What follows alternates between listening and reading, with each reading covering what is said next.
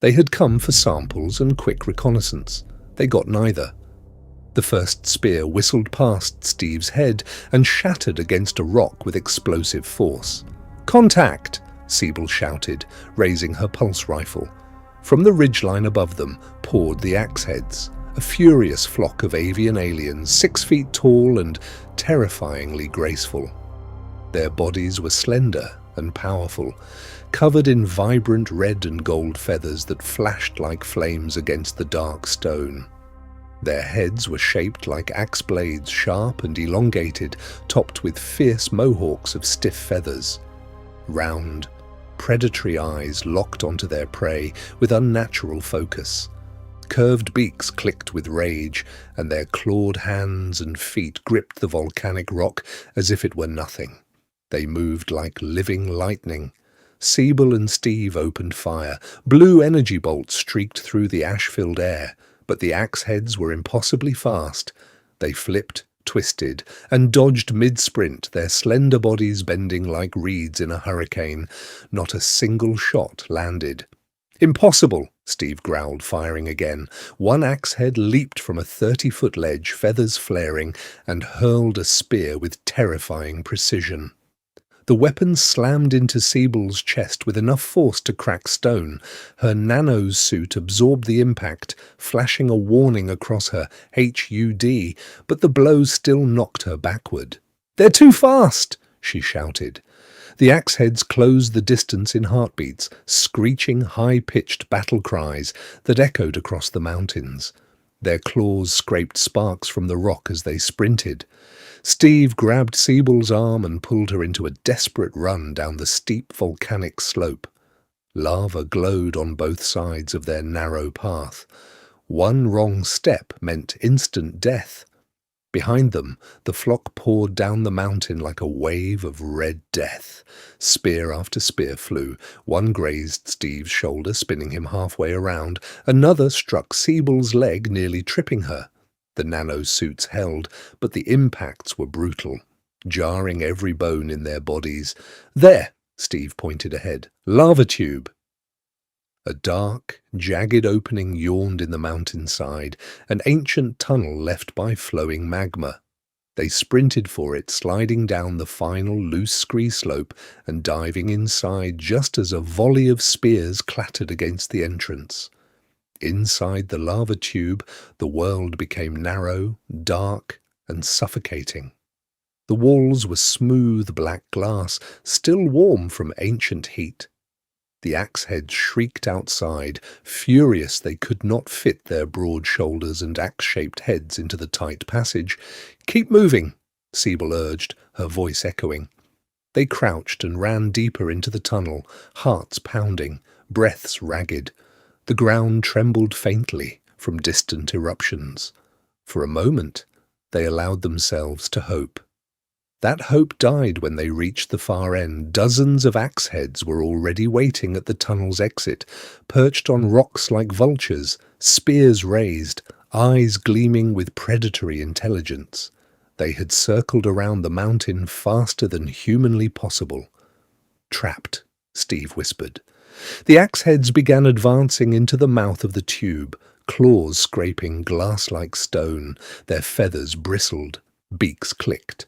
Siebel's mind raced, then Steve's eyes lit up. "Back the way we came, and there was a crack halfway through. I saw light." They spun and sprinted back into the darkness. The axe-heads gave chase, screeching, their claws clicking rapidly against the tunnel floor. The sound was horrifyingly close. Steve spotted the faint beam of light, cutting through a fracture in the ceiling.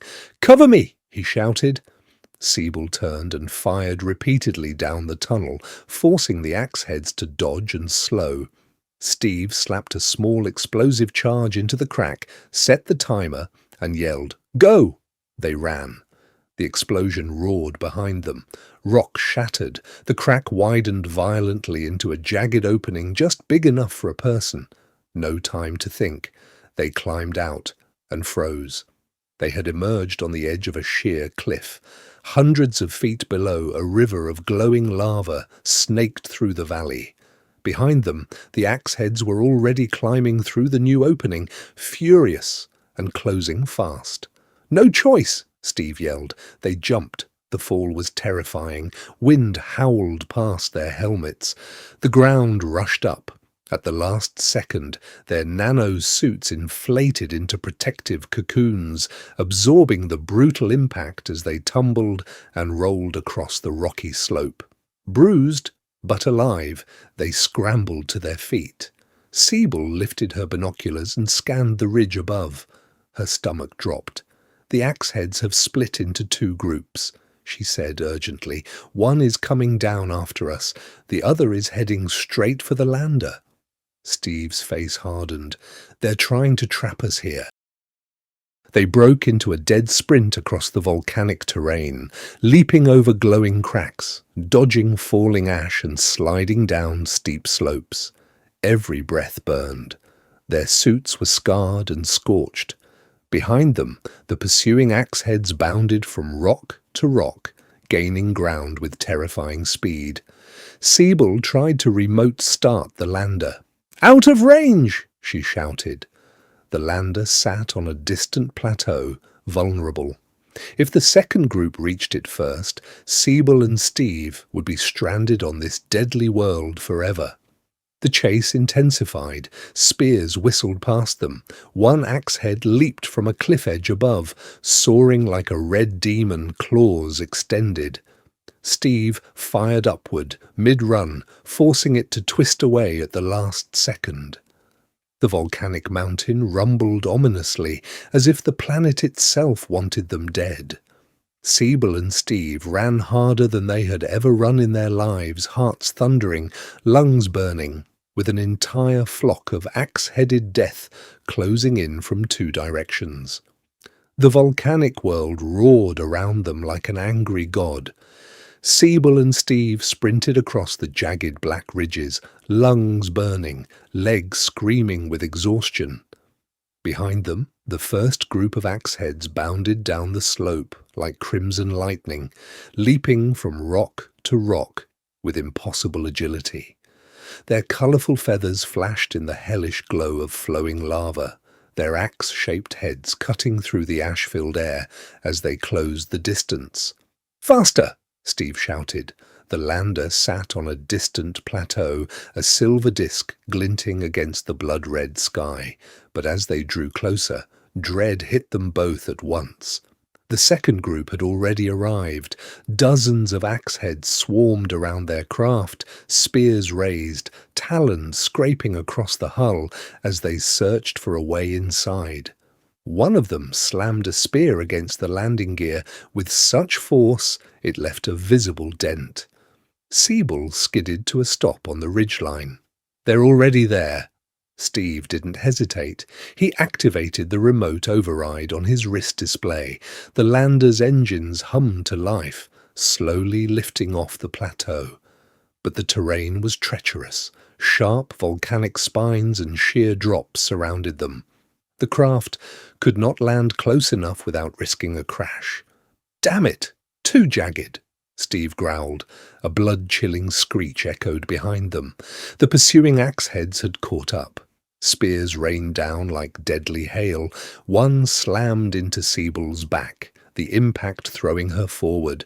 Another struck Steve's thigh, spinning him halfway around. The nano-suits held, but the sheer kinetic force felt like being hit by a sledgehammer.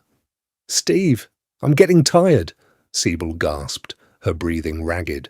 The constant running, the heat, the adrenaline, it was draining her faster than she could recover. Steve's face hardened with determination. "Then we do this the hard way." He guided the lander remotely, bringing the craft dangerously close along the narrow ridge. With expert precision, he dropped it below the ridgeline, tilting the entire vessel sideways so the open hatch faced them like a gaping mouth. "Get ready to jump." The axe heads were only seconds away, leaping from boulder to boulder, spears already drawn back for the kill. "Now!" Steve roared. Siebel and Steve sprinted the final distance and leaped off the edge of the cliff. For one terrifying heartbeat, they were airborne, the glowing lava river far below. They sailed straight into the open hatch of the tilted lander. They crashed hard inside the cargo bay, tumbling across the deck. A split second later, a spear shot through the open door like a missile, embedding itself deep into the opposite wall just inches from Siebel's head.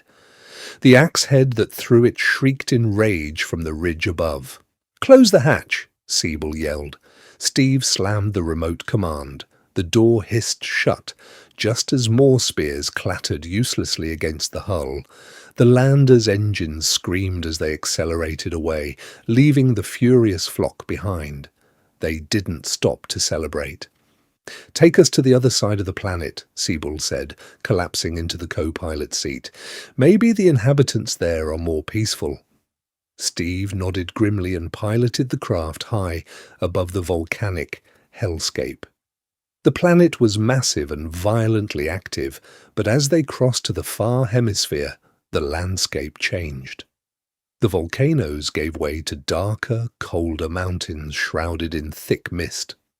They set the lander down in a narrow valley beside an absolutely colossal rock formation, a single, sheer pillar of black stone rising like a skyscraper from the earth. Its walls were nearly vertical, impossibly smooth and steep. Climbing it by hand would be suicide. "Let's send the drone up," Steve suggested.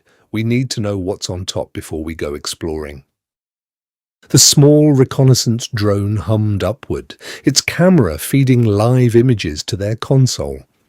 As it reached the summit, they both leaned in closer.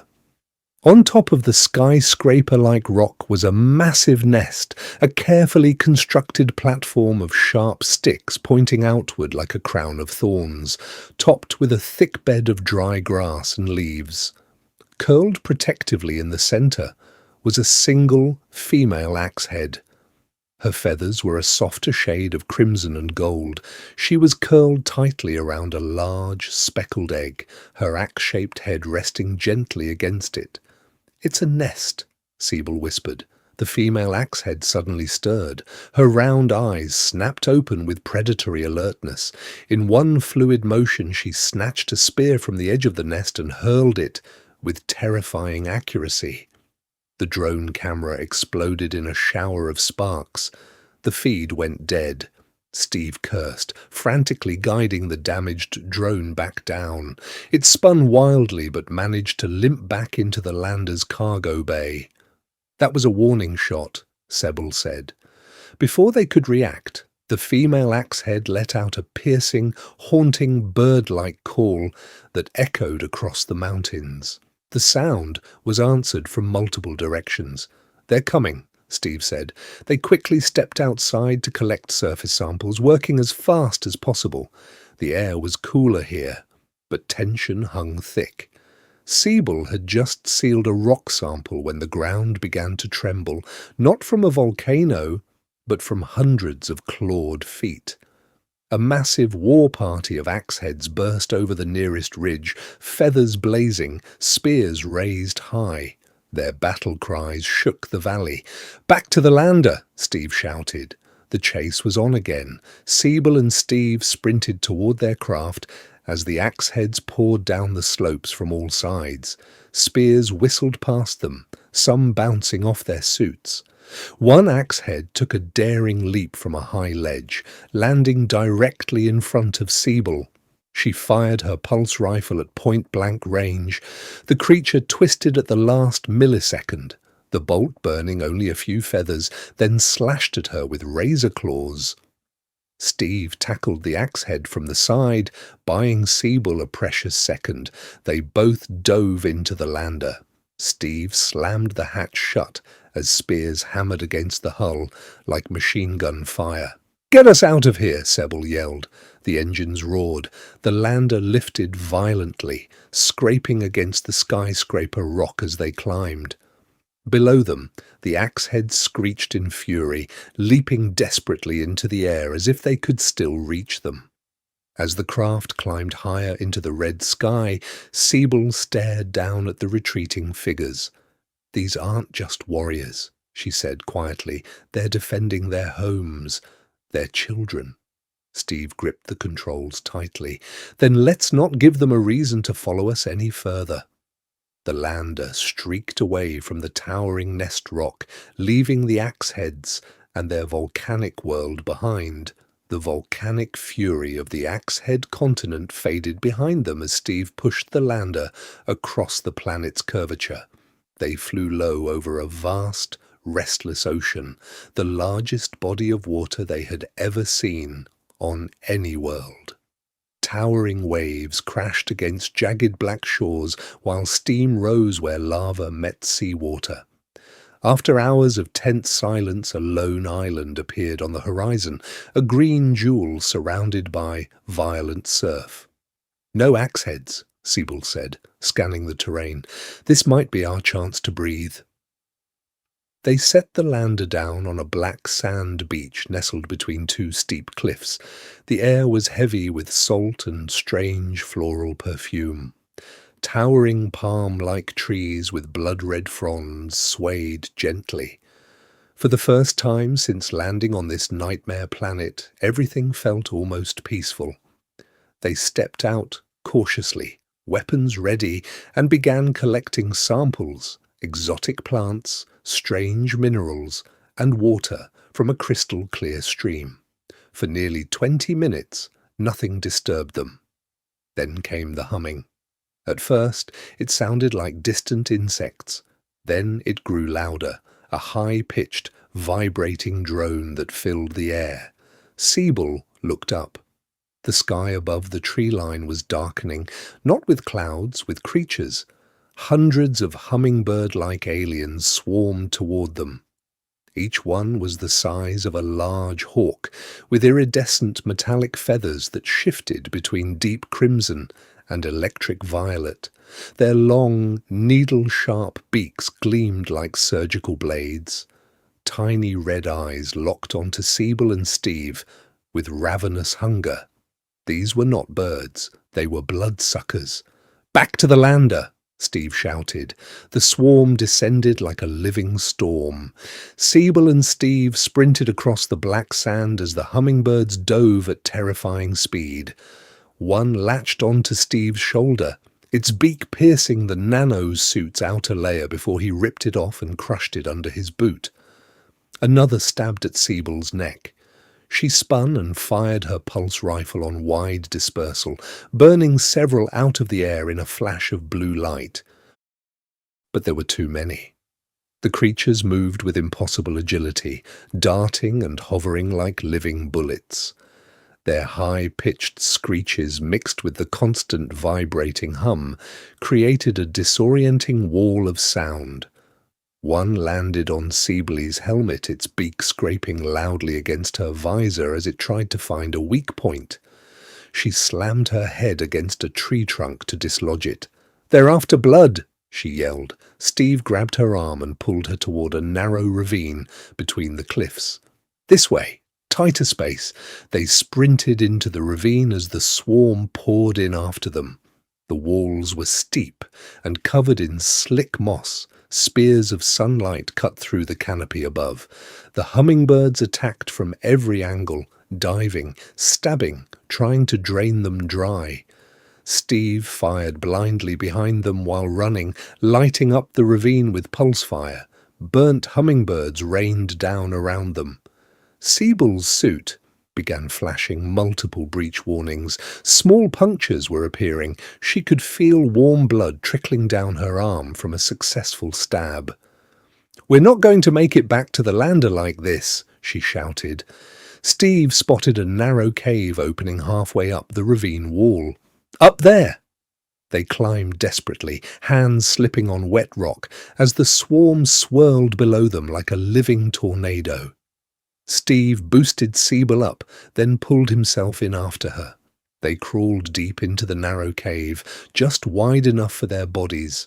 The hummingbirds tried to follow, but couldn't fit more than a few at a time.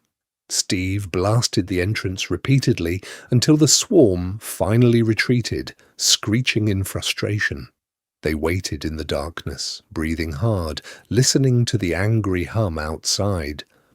After nearly an hour, the sound finally faded. They emerged cautiously, made a desperate sprint across the beach, and reached the lander. The moment the hatch sealed, Steve launched them into orbit without hesitation. "Enough of this planet," he muttered. The journey back through the wormhole was quiet. When they finally docked at the International Space Station orbiting Earth, Siebel felt something she rarely allowed herself to feel: relief. She had spent nearly half her life on this station. These metallic corridors, the hum of life support systems, the view of the blue planet slowly turning below. It felt more like home than anywhere else in the galaxy. They walked together toward the debriefing room, suits still scorched and scarred from the axe heads and bloodsuckers. General Race was waiting, arms crossed, face stern as always. "Report," he demanded. Siebel and Steve gave a full account: the hostile axe-heads, their incredible speed and aggression, the blood-sucking hummingbird swarm, the narrow escapes, and the impossible terrain. Race listened, without interrupting. When they finished, he leaned back in his chair. "This planet is to be classified as hostile," he said firmly. "No further missions, no attempts at contact. We stay clear." Siebel nodded slowly. "I agree, sir." Steve glanced at her, then back at Rice. "Agreed. That world doesn't want us there, and we have no business forcing the issue." Race studied them both for a long moment, his eyes lingering on Siebel a second longer than usual. "Dismissed. Get some rest. You've earned it." As they walked out of the debriefing room, Siebel paused at the large observation window overlooking Earth. The blue planet glowed peacefully below them. Steve stood beside her. "Think we'll ever find a world peaceful enough for the assist eggs?" he asked quietly. Siebel didn't answer right away. She touched the small container secured at her side, the last hope of an entire species. "I don't know," she whispered, "but we keep looking." Far behind them, on the volcanic world they had barely escaped, a lone axe-head stood atop a skyscraper-like rock, watching the sky with sharp, unblinking eyes. Its feathers rippled in the wind as it let out one final, haunting cry. Some planets are not meant to be explored. They are only meant to be survived.